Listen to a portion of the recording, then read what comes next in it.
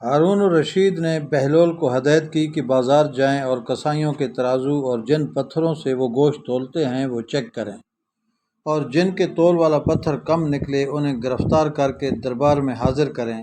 بہلول بازار جاتے ہیں، پہلے کسائی کا تول والا پتھر چیک کرتے ہیں تو وہ کم نکلتا ہے۔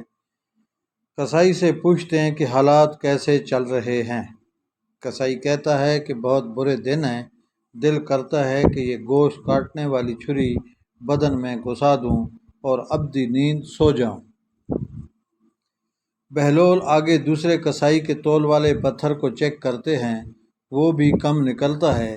کسائی سے پوچھتے ہیں کہ کیا حالات ہیں، وہ کہتا ہے کہ کاش اللہ نے پیدا ہی نہ کیا ہوتا، بہت ضلالت کی زندگی گزار رہا ہوں۔ بہلول تیسرے کسائی کے پاس پہنچے، تول والا پتھر چیک کیا تو بالکل درست پایا۔ کسائی سے پوچھا کہ زندگی کیسے گزر رہی ہے۔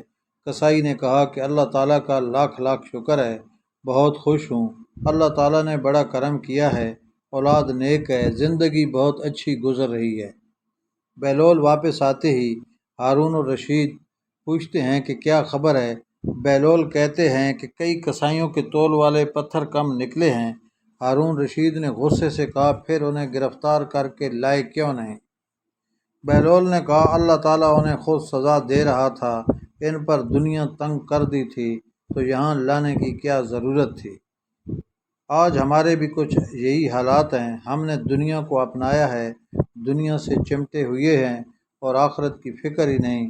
اللہ تعالیٰ ہمارے حالات پر رحم فرمائے، آمین۔ دوستو میری ویڈیو پسند آئی تو پلیز اسے لائک کریں اور میرے چینل کو ضرور سبسکرائب کریں، شکریہ۔